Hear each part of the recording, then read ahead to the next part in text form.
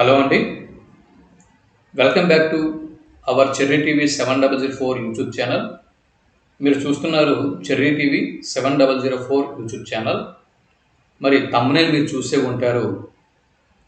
ఈ వీడియోలో మనం బీసీ కార్పొరేషన్ లోన్స్ గురించి మనం మాట్లాడుకోబోతున్నాం.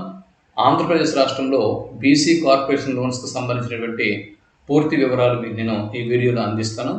ఎక్కడ అప్లై చేసుకోవాలి, ఎలా అప్లై చేసుకోవాలి, ఎవరు అప్లై చేసుకోవాలి, దేనికోసం అప్లై చేసుకోవాలి, అసలు ఏంటి ఈ బీసీ కార్పొరేషన్ లోన్స్ అంటే ఏంటి, ఇవన్నీ కూడా ఇప్పుడు ఒక్కొక్కటిగా మనం ప్రతి అంశాన్ని కూడా క్షుణ్ణంగా తెలుసుకునే ప్రయత్నం చేద్దాం. వీడియోని ఎక్కడ కూడా స్కిప్ చేయకుండా మొదటి నుంచి అంటే ప్రారంభం నుంచి చివరి వరకు చూడండి. అన్ని విషయాలు కూడా నేను కాస్త సహనంతో ఓపికగా చెబుతాను. మీరు ప్రతిదీ కూడా వినండి. విని ఎవరైనా అవసరం ఉన్నవారు అప్లై చేసుకోవచ్చు.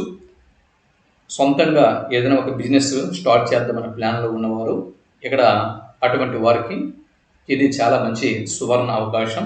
అయితే ప్రస్తుతానికి బీసీ కార్పొరేషన్ లోన్స్ అనేవి గవర్నమెంట్ శాంక్షన్ చేస్తుంది. దాని తర్వాత SC corporation loan, ST corporation loan ఇవన్నీ కూడా మళ్ళీ రావచ్చు. ప్రస్తుతానికైతే బీసీ కార్పొరేషన్ లోన్ గురించి మనం మాట్లాడుకునే ప్రయత్నం చేద్దాం. ఆంధ్రప్రదేశ్ ప్రభుత్వము స్వయం ఉపాధి పథకాలకు బీసీ కార్పొరేషన్ లోన్స్ పేరు మీదుగా దరఖాస్తుల్ని ఆహ్వానిస్తుంది. మరి దీనికి సంబంధించినటువంటి వివరాలను కనుక మనం పరిశీలన చేసినట్లయితే 2024-25 సంవత్సరానికి గాను ఇక్కడ రాష్ట్రంలోని ఆంధ్రప్రదేశ్ రాష్ట్రంలోని బీసీ కార్పొరేషన్, ఈబీసీ, కమ్మ, రెడ్డి, ఆర్యవైశ్య, క్షత్రియ మరియు బ్రాహ్మణ కార్పొరేషన్లకు సంబంధించిన లబ్ధిదారులకు ఈ బీసీ కార్పొరేషన్ ద్వారా వివిధ పథకముల ద్వారా సబ్సిడీ అనేది మంజూరు అవుతూ ఉన్నది. దీనికి గాను అప్లికేషన్స్ అనేవి స్వీకరిస్తున్నారు. ఇక్కడ 30వ తేదీ అంటే జనవరి 30వ తేదీ నుంచి 2025 సంవత్సరం జనవరి 30వ తేదీ నుంచి ఈ ప్రాసెస్ అనేది ప్రారంభమైంది. నేను వీడియో చేస్తున్నప్పటికీ ఇది ఫిబ్రవరి 2వ తేదీ. ఇంకా ఫిబ్రవరి 7వ తేదీ వరకు సమయం అనేది ఉంది. గడువు లాస్ట్ డేట్ అనేది ఫిబ్రవరి 7వ తేదీ వరకు ఉంది, గమనించగలరు. ఈ వీడియో చూస్తున్న వారు గమనించండి, ఫిబ్రవరి 7వ తేదీ వరకు ఇంకా గడువు మీకు ఉంది. ఎవరైనా అప్లై చేసుకోవాలనుకుంటే అప్లై చేసుకోవచ్చు. అయితే మీరు అప్లై చేసే ముందు ఈ వివరాలు బాగా తెలుసుకొని ఇవన్నీ కూడా చాలా జాగ్రత్తగా గమనించి మీరు అప్లై చేయండి. ఇకపోతే దీనికి ఎవరెవరు అప్లై చేసుకోవచ్చు అంటే బీసీ, ఈబీసీ, కమ్మ, రెడ్డి, ఆర్యవైశ్య, క్షత్రియ, బ్రాహ్మణ కులస్తులు ఈ బీసీ కార్పొరేషన్ లోన్స్ కోసం అప్లై చేసుకోవచ్చు. మరి బీసీలు అందరూ కూడా దరఖాస్తు చేసుకోవచ్చు. అలాగే ఈబీసీ కుల ధృవపత్రం కలిగి ఉన్నటువంటి ఓసీ కమ్యూనిటీ వారు అందరూ కూడా అప్లై చేసుకోవచ్చు. కమ్మ వారికి అది కుల ధృవపత్రం అనేది ఉండాలి. అలాగే రెడ్డి కులస్తులకు కూడా, తర్వాత ఆర్య వైశ్యులకి, బ్రాహ్మణులకి, క్షత్రియులకి వీరందరికీ కూడా కంపల్సరీగా క్యాస్ట్ సర్టిఫికేట్ అనేది ఉండాలి. దాని తర్వాత మీరు ఈబీసీ కుల ధృవపత్రం అనేది కలిగి ఉండాలి. ఇకపోతే బీసీ కార్పొరేషన్, ఈబీసీ, కమ్మ, రెడ్డి చూడండి, బీసీ కార్పొరేషన్, ఈబీసీతో పాటు కమ్మ, రెడ్డి, ఆర్యవైశ్య, క్షత్రియ మరియు బ్రాహ్మణ కార్పొరేషన్ల ద్వారా సబ్సిడీ రుణములు మంజూరు అవుతున్నాయి. వీటికి సంబంధించిన నియమ నిబంధనల్ని మనం పరిశీలన చేసినట్లయితే అసలు ఎవరు బిలో పావర్టీ లైన్ కింద ఉన్నవారు అప్లై చేయడానికి అవుతుంది. బిలో పావర్టీ లైన్ అంటే భారతదేశంలో ముఖ్యంగా మన ఆంధ్రప్రదేశ్ రాష్ట్రంలో ఈ పేదరికపు రేఖ అనేది ఉంది. దానికంటే తక్కువ స్థానంలో అంటే దాని కింద ఉన్న వారందరూ కూడా దీనికి అప్లై చేసుకోవచ్చు. మరి బిలో పావర్టీ లైన్ అని ఎవరిని కన్సిడర్ చేస్తారు? ఈ వీడియో చూస్తున్న వారు మీరు బిలో పావర్టీ లైన్ కిందకు వస్తారా, అబోవ్ పావర్టీ లైన్ కిందకు వస్తారా అన్నది మీకు డౌట్ ఉంటే కనుక ఇక్కడ చూడండి. మీరు ఒకవేళ నగరాలు మరియు పట్టణ ప్రాంతాల్లో కానీ నగర ప్రాంతాల్లో కానీ నివసిస్తున్న వారు అయితే కనుక మీ ఆదాయము 1,03,000 రూపాయల వరకు అంటే వార్షిక ఆదాయం అండి. ఒక ఏడాదికి, ఒక సంవత్సరానికి 1,03,000 రూపాయలు వార్షిక ఆదాయం దాటి ఉండకూడదు. ఈ 1,03,000 రూపాయల కంటే తక్కువ ఆదాయం అనేది ఉండాలి. ఎవరికి? పట్టణాల్లోనూ మరియు నగరాల్లోనూ ఉన్నటువంటి బీసీలకి. అలాగే ఇప్పుడు గ్రామీణ ప్రాంతాల్లో అయితే మీ ఆదాయము 81,000 రూపాయలు లేదా అంతకంటే తక్కువ ఉండాలి. వీరు మాత్రమే బిలో పావర్టీ లైన్ కిందకి వస్తారు. కాబట్టి ఇప్పుడు మీ ఆదాయం ఎంత ఉందో చూసుకుని మీ ఆదాయాన్ని బట్టి మీరు అబోవ్ పావర్టీ లైనా బిలో పావర్టీ లైనా అనేది మీరు నిర్ణయించుకోవచ్చు. ఇది కాబట్టి ఇదండి. పట్టణాల్లో అయితే 1,03,000 రూపాయలు సాంవత్సరిక ఆదాయం దాటకూడదు. గ్రామీణ ప్రాంతాల్లో అయితే 81,000 లేదా అంతకంటే తక్కువ ఉండాలి. ఇకపోతే వయస్సు ఎంత ఉండాలి? ఏజ్ అనేది ఒకవేళ మీరు బీసీలు అయితే కనుక అర్థమవుతుందా, మీరు 21 సంవత్సరాలు కనిష్ట వయసు నిండి ఉండాలి. కనిష్ట వయస్సు 21 సంవత్సరాలు, గరిష్ట వయస్సు 60 సంవత్సరాలు. 21 సంవత్సరాల నుంచి 60 సంవత్సరాల మధ్య మీ వయస్సు ఉండాలి. దాని తర్వాత అదే కాపు కార్పొరేషన్ కిందకి వచ్చినట్లయితే కాపు కార్పొరేషన్లో ఉన్నవారు వీరి కనిష్ట వయస్సు 21 సంవత్సరాలే ఉండాలి. గరిష్ట వయస్సు మాత్రం 50 సంవత్సరాలకి మించకూడదు. బీసీలకి అయితే 60 సంవత్సరాల వరకు ఛాన్స్ ఇచ్చారు. కాపు కమ్యూనిటీ వారికి మాత్రము ఇక్కడ 50 సంవత్సరాలే ఇచ్చారు గరిష్ట వయో పరిమితి. ఇంతకీ కాపు కమ్యూనిటీ పరిధిలోకి ఎవరెవరు వస్తారు అంటే, కాపు కమ్యూనిటీ పరిధిలోకి ఇక్కడ బలిజ, తెలగ, ఒంటరి ఈ 3 కమ్యూనిటీలు కాపు కార్పొరేషన్ కిందకు వస్తారు. ఆంధ్రప్రదేశ్ రాష్ట్రంలో బలిజ కమ్యూనిటీ, తర్వాత తెలగ కమ్యూనిటీ, ఒంటరి కమ్యూనిటీ ఈ 3 కమ్యూనిటీలు మాత్రమే కాపు కార్పొరేషన్ పరిధిలోకి వస్తారు. వీరికి 50,000 రూపాయలు 50 సంవత్సరాలు గరిష్ట వయో పరిమితి నిర్ణయించడం జరిగింది. ఇకపోతే మరి ఇంకా ఎవరు అప్లై చేసుకోవచ్చు అంటే, ఒక వైట్ రేషన్ కార్డులో ఎంతమంది సభ్యులు ఉన్నప్పటికీ కూడా ఒక్కరు మాత్రమే అప్లై చేసుకోవడానికి అర్హులు. మిగిలిన వాళ్ళు అప్లై చేసినా కూడా వారి అప్లికేషన్ని రిజెక్ట్ చేయడం అనేది జరుగుతుంది. కాబట్టి ఒకవేళ మీ వైట్ రేషన్ కార్డులో ఒకరుంటే ఒకరే అప్లై చేసుకోవాలి, ఇద్దరున్నా ఒకరే అప్లై చేసుకోవాలి, ముగ్గురున్నా ఒకరే అప్లై చేసుకోవాలి, నలుగురున్నా ఒకరే అప్లై చేసుకోవాలి. మీ వైట్ రేషన్ కార్డులో ఎంతమంది సభ్యులు ఉన్నప్పటికీ కూడా ఒకరికి మాత్రమే అప్లై చేసుకోవడానికి అవకాశం అనేది ఉంటుంది. ఇదొకటి. ఇకపోతే ఎవరెవరికి అంటే ఏ రంగాల కింద పెట్టుబడి పెట్టేందుకు ఈ రుణాలు ఇస్తున్నారు అంటే, వ్యవసాయ సంబంధ కార్యక్రమాలు మరియు పరిశ్రమలు, చిన్న తరహా వ్యాపారము, సేవలు, చిన్న తరహా వ్యాపారము మరియు ఇతరత్ర సేవలు, రవాణా విభాగము ఇటువంటి సెక్టార్లకు సంబంధించిన యూనిట్లకు ఇక్కడ సబ్సిడీ మంజూరు చేస్తూ రుణాలని ఇస్తున్నారు. ఇది మనం గుర్తుపెట్టుకోవలసి ఉంటుంది. ఇకపోతే మరిన్ని వివరాలు కనుక మనం పరిశీలన చేసినట్లయితే కనుక ఇక్కడ బీసీ కార్పొరేషన్ పరిధిలోకి ఎవరెవరు వస్తారు? బీసీ కార్పొరేషన్ పరిధిలోకి బీసీ అండ్ ఈబీసీ, బ్రాహ్మణ, కమ్మ, క్షత్రియ, రెడ్డి, వైశ్య ఈ 7 కార్పొరేషన్లు కూడా బీసీ కార్పొరేషన్ పరిధిలోకి వస్తాయి. బీసీలు, ఈబీసీలు, బ్రాహ్మిన్స్, కమ్మవారు, క్షత్రియులు, రెడ్డి వాళ్ళు, వైశ్యాస్ ఇవన్నీ కూడా బీసీ కార్పొరేషన్ పరిధిలోకి వస్తాయి. అర్థమవుతుందా? ఇందులో ఇక్కడ వీరందరికీ కూడా స్లాబ్ 1, స్లాబ్ 2, స్లాబ్ 3 ఈ స్లాబ్స్ ప్రకారం లోన్స్ అనేవి మంజూరు అవుతాయి. ముందు స్లాబ్ 1 ప్రకారం పరిశీలన చేస్తే బీసీ కార్పొరేషన్ గురించి చూసుకున్నామండి. స్లాబ్ 1లో వీరికి 2 లక్షల రూపాయలు లోన్ అనేది అంతే గరిష్టంగా 2 లక్షల రూపాయల వరకు మీరు లోన్ని వాడవచ్చు స్లాబ్ 1 కింద. దీనిలో 75,000 రూపాయలు గవర్నమెంట్ సబ్సిడీ కింద ఇస్తుంది. మిగిలిన 1,25,000 రూపాయలు బ్యాంకు ద్వారా లోనుని పొందగలరు. ఇక స్లాబ్ 2 విషయానికి వస్తే స్లాబ్ 2లో 3 లక్షల రూపాయల వరకు గరిష్టంగా మీరు లోనుని పొందగలరు. ఇందులో 1,25,000 రూపాయల వరకు మీకు గవర్నమెంట్ నుంచి సబ్సిడీ అనేది దొరుకుతుంది. 1,75,000 రూపాయలు బ్యాంకు నుంచి లోనుగా మీరు పొందగలరు. ఇకపోతే స్లాబ్ 3 విషయానికి వస్తే స్లాబ్ 3లో 5,00,000 రూపాయల వరకు గరిష్టంగా మీరు లోనుని పొందగలరు. ఇందులో 2,00,000 రూపాయలు గవర్నమెంట్ సబ్సిడీ ఇస్తుంది, 3,00,000 రూపాయలు బ్యాంకు నుంచి లోన్ అనేది మీకు లభిస్తుంది. ఇప్పటి వరకు నేను చెప్పినవి బీసీ కార్పొరేషన్ వరకు. ఇప్పుడు మరి కాపు కార్పొరేషన్ కిందకి వద్దాం.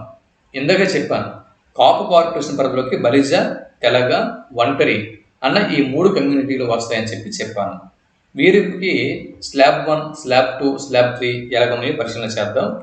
వీరు స్లాబ్ 1 కింద గరిష్టంగా 2,00,000 రూపాయల వరకు లోనుని పొందగలరు. అందులో 1,00,000 రూపాయలు గవర్నమెంట్ నుంచి సబ్సిడీ పొందగలరు. మరో 1,00,000 రూపాయలు బ్యాంకు నుంచి లోన్ వస్తుంది. ఇక స్లాబ్ 2లో గరిష్టంగా 3,00,000 రూపాయల వరకు వీరు లోనుని పొందగలరు. ఇందులో 1,50,000 రూపాయల వరకు గవర్నమెంట్ సబ్సిడీ పొందగలరు. అలాగే 1,00,000 రూపాయల వరకు 1,50,000 రూపాయల వరకు బ్యాంకు లోన్ని పొందగలరు. 1,50,000 రూపాయలు బ్యాంకు లోన్ పొందగలరు. అలాగే స్లాబ్ 3 ప్రకారం గరిష్టంగా 5,00,000 రూపాయల వరకు వీరు లోనుని పొందగలరు.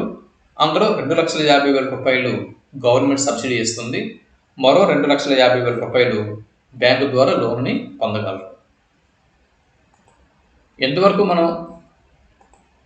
ఎంతవరకు మనం చూసినవి స్లాబ్ 1, స్లాబ్ 2 మరియు స్లాబ్ 3, మరియు ఇంకా స్లాబ్ 4 అనేది ఉంది.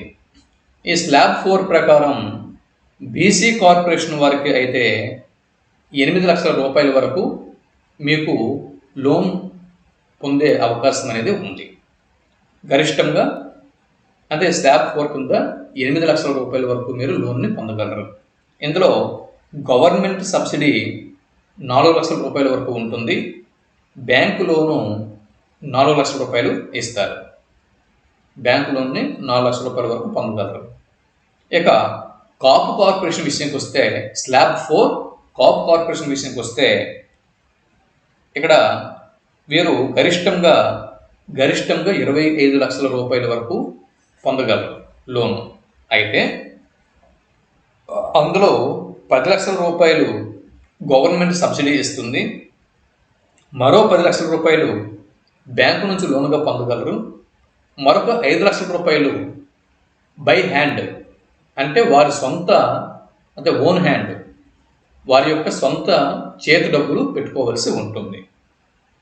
తన పాకెట్ మనీ, తన వెనక ఉన్నటువంటి మనీని పెట్టుకోవలసి ఉంటుంది. ఇది కాబట్టి ఇవి స్లాబ్ 1, స్లాబ్ 2, స్లాబ్ 3, స్లాబ్ 4 యొక్క రేట్లు ఇలా ఉన్నాయి. లోన్ యొక్క డీటెయిల్స్ ఇవి అప్లై చేసేటప్పుడు అండి మీ వెంట ఉండవలసినటువంటి డాక్యుమెంట్స్ ఇక్కడ నేను చెబుతున్నా చూడండి. కంపల్సరీగా పాస్ ఫోటోస్ అనేవి ఉంచుకోండి. ఒక 2-3 పాస్ ఫోటోలు అనేవి ఉంచుకోండి. దాని తర్వాత క్యాస్ట్ సర్టిఫికేట్ అనేది కంపల్సరీగా ఉంచుకోండి. డేట్ ఆఫ్ బర్త్ సర్టిఫికేటు, మరి మీకు వయోపరిమితి ఉంది కదా, కనిష్టంగా 21 సంవత్సరాలు, గరిష్టంగా బీసీ వారికి అయితే 60 సంవత్సరాలు, కాపు కార్పొరేషన్ వారికి అయితే 50 సంవత్సరాలు వయోపరిమితి ఉంది కాబట్టి date of birth certificate compulsory. దాని తర్వాత రేషన్ కార్డు ఒకటి కంపల్సరీ, ఆధార్ కార్డు ఒకటి కంపల్సరీ. దాని తర్వాత బ్యాంక్ పాస్బుక్. అంటే ఆ బ్యాంక్ పాస్బుక్ ఏముండాలి అంటే మీ బ్యాంక్ అకౌంటు మరియు ఆధార్ కార్డు ఏ మొబైల్ నెంబర్కి అయితే లింకు అయి ఉంటాయో ఆ మొబైల్ నెంబర్తో పాటు bank account plus Aadhaar card ఇవి ఉండాలి. ఎందు గురించి అంటే మీకు ఏ నెంబర్కి అయితే ఆధారు బ్యాంక్ అకౌంట్ లింక్ అయి ఉంటాయో ఆ నెంబర్కి ఓటీపీ అనేది వస్తుంది. ఆ ఓటీపీ తోటి మాత్రమే మీరు లాగిన్ అవ్వగలరు. కాబట్టి ఇవన్నీ కూడా మీరు జాగ్రత్తగా చూసుకోండి. ఇవి ఉండాలి. ఏమేమి ఉండాలి? మొబైల్ నెంబర్ కంపల్సరీ, బ్యాంకు అంటే bank account plus Aadhaar linked mobile number, దాంతోపాటు caste certificate 2, date of birth certificate 3, ration card 4, Aadhaar card 5, passport 6, ఇవన్నీ కూడా కంపల్సరీగా మీ వెంట ఉండాలి. The services of village or ward digital assistants అంటే మీరు తిన్నగా ఇవి తీసుకుని మీ వార్డు సచివాలయం లేదా గ్రామ సచివాలయం పరిధిలోకి వెళ్ళి చక్కగా డిజిటల్ అసిస్టెంట్ అనేటటువంటి ఒక ఆఫీసర్ ఎవరైతే సచివాలయంలో ఉంటారో వాళ్ళ దగ్గరికి ఇవి తీసుకుని వెళ్ళాల్సి ఉంటుంది. The services of village or ward digital assistants shall be utilised for submission of applications on behalf of interested loan aspirants on free of cost.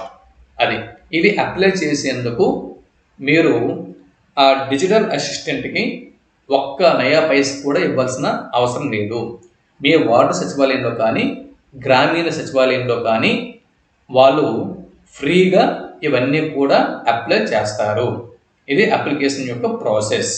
అర్థమవుతుందా? ఇక్కడ మీరు వార్డు సచివాలయము లేదా మీ గ్రామ సచివాలయంలో మీరు అప్లై చేసిన తర్వాత మీ ఈ వార్డు సచివాలయం నుంచి లేదా గ్రామ సచివాలయం నుంచి మండలం పరిధిలోకి వెళ్తుంది. అక్కడ మండలం పరిధిలో ఎంపీడీఓ గారు కానీ లేకపోతే మున్సిపల్ కమిషనర్ కానీ వాళ్ళు ఈ వివరాలన్నీ కూడా మరొకసారి చెక్ చేసుకుంటారు. అంటే అక్కడ నుంచి వచ్చినటువంటి అప్లికేషన్లు అన్నీ కూడా కరెక్ట్గా ఉన్నాయా లేదా, ఈ ఐడెంటిఫికేషన్స్ అన్నీ కూడా సరిపోయినాయా లేదా, ఇవన్నీ కూడా వాళ్ళు మరొకసారి మండలం లెవెల్లో రీవెరిఫికేషన్ అనేది జరుగుతుంది. అక్కడ నుంచి ఫైనల్గా బ్యాంకుకి వెళ్తుంది. సో బ్యాంకుకి వెళ్ళిన తర్వాత ఫైనల్ డెసిషన్ అనేది బ్యాంకు మేనేజర్ చేతిలో ఉంటుంది, మీ బ్రాంచ్ మేనేజర్ చేతిలో ఉంటుంది. ఇన్ కేస్ బ్రాంచ్ మేనేజర్ మీకు బాగా తెలిసిన వాళ్ళైతే సమస్య ఉండదు. కొంచెం ఇక్కడ బ్రాంచ్ మేనేజర్స్తో మీకు కాస్త మంచి మ్యూచువల్ అండర్స్టాండింగ్స్ అన్నీ కూడా ఉండాలి. సో ఫైనల్ డిసిషన్ అక్కడ బ్యాంక్ మేనేజర్దే. లేదా మీకు ఎంతో అంతో కంప్యూటర్ మీద నాలెడ్జ్ ఉంటే కనుక మీ దగ్గర ల్యాప్టాప్ ఉన్నా లేకపోతే లేదా మీ సేవకి వెళ్ళినా ఇక్కడ మీకు ఏపీఓ బిఎంఎంఎస్ వెబ్సైట్లోకి వెళ్ళి కూడా అప్లై చేసుకోవచ్చు. మీరు గూగుల్ సర్చ్లోకి వెళ్ళి ఇదిగో ఇక్కడ ఉంది చూడండి, ఇక్కడ ఏపీఓ బిఎంఎంఎస్ అన్నారు కదా, ఇది మీరు కొడితే కనుక ఏపీఓ బిఎంఎంఎస్ అని కొడితే కనుక ఇలా ఇంటర్ఫేస్తో కూడినటువంటి ఒక వెబ్సైట్ అనేది ఓపెన్ అవుతుంది. ఈ ఇంటర్ఫేస్ అనేది ఇలా ఉంటుంది. ఈ వెబ్సైట్లోకి వెళ్ళి మీరు ఇందులో కూడా అప్లై చేసుకోవచ్చు. ఇక్కడికి వెళ్ళిన తర్వాత చూడండి, ఇక్కడ రిజిస్ట్రేషన్ అని చూడండి. మన ముఖ్యమంత్రి సీఎం చంద్రబాబు నాయుడు గారి హెడ్ దగ్గర ఫర్ రిజిస్ట్రేషన్ అని ఉంది. దీని మీద క్లిక్ చేయాల్సి ఉంటుంది. దీని మీద క్లిక్ చేసిన తర్వాత మీకు ఇలా వస్తుంది చూడండి. ఇలా ఇంటర్ఫేస్ అనేది ఈ విధంగా వస్తుంది. ఇలా వచ్చిన తర్వాత పర్సనల్ డీటెయిల్స్ అనేది మీరు ఫిల్ చేయాల్సి ఉంటుంది. పర్సనల్ డీటెయిల్స్ అనేవి రిజిస్ట్రేషన్ ఫామ్ అని ఇక్కడ ఫిల్ చేయాల్సి ఉంటుంది. మీరు ఏ జిల్లాలో నివాసం ఉంటున్నారు ఆ జిల్లా పేరు ఇక్కడ టైప్ చేయాల్సి ఉంటుంది. డిస్ట్రిక్ట్ బిలాంగ్స్ టు అంటే ఏ జిల్లాలో నివాసం ఉంటున్నారు, మీ యొక్క ఆధార్ నెంబర్ ఎంత అది ఇక్కడ ఎంటర్ చేయాల్సి ఉంటుంది. తర్వాత ఆధార్కి లింక్ అయినటువంటి మొబైల్ నెంబర్ని ఇక్కడ ఎంటర్ చేయాల్సి ఉంటుంది. తర్వాత మీ యొక్క పూర్తి పేరు, మీ ఇంటి పేరుతో సహా మీ పూర్తి పేరుని ఇక్కడ ఇవ్వాల్సి ఉంటుంది. తర్వాత మీ హస్బెండ్ అయితే హస్బెండ్, ఫాదర్ అయితే ఫాదరు, గార్డియన్ అయితే గార్డియన్ ఎవరి సంరక్షణలో ఉన్నారో వారి పేరు ఇక్కడ రాయాల్సి ఉంటుంది. మీరు మేల్ అయితే మేలు, ఫీమేల్ అయితే ఫీమేల్ ఇక్కడ టిక్ పెట్టాల్సి ఉంటుంది. తర్వాత మీ డేట్ ఆఫ్ బర్త్ని ఇక్కడ క్లియర్గా మెన్షన్ చేయాల్సి ఉంటుంది. మీది క్యాస్ట్, మీరు ఏ క్యాస్ట్, బీసీడీనా లేకపోతే బీసీఈనా లేకపోతే ఓసీనా, ఏదో ఒకటి క్యాస్ట్ అనేది ఇక్కడ ఇవ్వాల్సి ఉంటుంది. అందులో సబ్ క్యాస్ట్ అనేది ఇవ్వాల్సి ఉంటుంది. తూర్పు కాపు అయితే తూర్పు కాపు, లేకపోతే ఇంకొకటి మీకు ఉంటాయి కదా, తెలగ అయితే తెలగ, బలిజ అయితే బలిజ, ఒంటరి అయితే ఒంటరి, ఆర్యవైశ్య అయితే ఆర్యవైశ్య, ఏదో ఉంటాయి కదా. సో వాటిని సబ్ క్యాస్ట్ అనేది ఇక్కడ ఇవ్వాల్సి ఉంటుంది. ఇవన్నీ ఇచ్చిన తర్వాత ఏంటంటే ఇక్కడ ఓటీపీ అనేది వస్తుంది. ఇక్కడ ఓటీపీ వచ్చిన తర్వాత ఓటీపీని ఇక్కడ ఎంటర్ చేసిన తర్వాత ఇక్కడ సక్సెస్ఫుల్గా ఇది కంప్లీట్ అయ్యింది అని చెప్పి మీకు మెసేజ్ అనేది చూపిస్తుంది అనమాట. ఓకే, మెసేజ్ అని చూపించిన తర్వాత ఇదిగో ఇక్కడ ఉంది కదా, డియర్ మీ పేరు మీద ఇది వస్తుంది, యూ హ్యావ్ సక్సెస్ఫుల్లీ రిజిస్టర్డ్. ఇక్కడ మీరు చూడొచ్చు, ఇక్కడ మీరు చూడొచ్చు డియర్ మీ పేరు ఏదైతే ఆ పేరు మీదుగా you have successfully registered basic details for AP OBMMS 2024 అని ఒక మెసేజ్ అనేది చూపించి మీకు యూజర్ ఐడి అనేది కంప్యూటర్లో ఆటోమేటిక్గా జనరేట్ అయ్యి మీకు యూజర్ ఐడి అనేది వస్తుంది. ఆ యూజర్ ఐడి మీరు సేవ్ చేసుకోవాల్సి ఉంటుంది. దాని తర్వాత పాస్వర్డ్, ఇక్కడ పాస్వర్డ్ అనేది మీకు వస్తుంది. అర్థమవుతుంది, మీ మొబైల్ నెంబర్కి పాస్వర్డ్ అనేది వస్తుంది. మీరు ఏ మొబైల్ నెంబర్కి ఇచ్చి ఉంటారో ఆ మొబైల్ నెంబర్కి ఓటీపీ ద్వారా మీకు ఒక పాస్వర్డ్ అనేది వస్తుంది. ఓకే, ఆ పాస్వర్డ్ వచ్చిన తర్వాత వాటిని ఇక్కడ ఎంటర్ చేయాల్సి ఉంటుంది. ఇదిగో ఇక్కడ లాగిన్ హియర్ రిజిస్టర్ నెంబర్, ఇక్కడ వచ్చినటువంటి యూజర్ ఐడి, ఇక్కడ యూజర్ ఐడి ప్లస్ పాస్వర్డ్ ఇచ్చి క్యాప్చా కొడితే సైన్ ఇన్ అనేది వస్తుంది. సైన్ ఇన్ అనేది వచ్చిన తర్వాత మిగిలిన ప్రాసెస్ ఇక్కడ ఉంటుంది. ఈ మిగిలిన ప్రాసెస్ని మీరు ఫిల్ చేయాల్సి ఉంటుంది. క్యాస్ట్ నెంబరు, దాని తర్వాత మీరు మ్యారీడా అన్మ్యారీడా, లేకపోతే ఏమైనా మీకు ఫిజికల్గా ఏమైనా ప్రాబ్లమ్స్ ఉన్నాయా, తర్వాత ఇక్కడ మీ రేషన్ కార్డు నెంబరు చూడండి, ఒక్కొక్కటి చెప్తా చూడండి. ఇక్కడ ఫస్ట్ ఏమి ఇవ్వాల్సి ఉంటుంది, మీ క్యాస్ట్ యొక్క నెంబర్ ఇవ్వాల్సి ఉంటుంది. దాని తర్వాత రేషన్ కార్డు నెంబరు ఇక్కడ మీరు ఫిల్ చేయాల్సి ఉంటుంది. దాని తర్వాత మీ రేషన్ కార్డు పిక్చర్ని ఇక్కడ అప్లోడ్ చేయాల్సి ఉంటుంది. దాని తర్వాత మీరు మ్యారీడ్ అయితే ఎస్ అని కొడతారు, అన్మ్యారీడ్ అయితే నో అని క్లిక్ చేస్తారు. అలాగే మీకు ఏమైనా ప్రాబ్లం ఉందా, ఫిజికల్ ఛాలెంజెస్ ఏమైనా ఉంటే ఎస్ అని కొడతారు, ఏమీ లేకపోతే నో అని కొడతారు. స్టడీ టైప్, మీరు ఏం చదువుకున్నారు, ఎడ్యుకేషన్ డీటెయిల్స్ అనేది ఇక్కడ ఇవ్వాల్సి ఉంటుంది. ఏ కోర్స్ చదువుకున్నారో ఇవ్వాల్సి ఉంటుంది. ఎప్పుడు పాస్ అయ్యారో ఇక్కడ ఇవ్వాలి, ఏ జిల్లానో ఇవ్వాలి. తర్వాత సర్టిఫికేట్ అనేది ఇక్కడ అప్లోడ్ చేయాల్సి ఉంటుంది, ఎడ్యుకేషన్ సర్టిఫికేటు. దాని తర్వాత కమ్యూనికేషన్ డీటెయిల్స్, మీ జిల్లా పేరు, మీ మండలం పేరు, మీ విలేజ్ పేరు, మీ పిన్ కోడు, తర్వాత మీ డోర్ నెంబరు, మీ ఈమెయిల్, మీ అడ్రస్, ఇవన్నీ కూడా ఇవ్వాల్సి ఉంటుంది. ఇవన్నీ అయిపోయిన తర్వాత ఇక్కడ సేవ్ అండ్ కంటిన్యూ చేయాల్సి ఉంటుంది. ఇక్కడ చూడండి, సేవ్ అండ్ కంటిన్యూ అని క్లిక్ చేయాల్సి ఉంటుంది. ఇదంతా అయిపోయిన తర్వాత ఇంకా అప్లికేషన్ ఫారం అనేది ఇక్కడ వస్తుంది.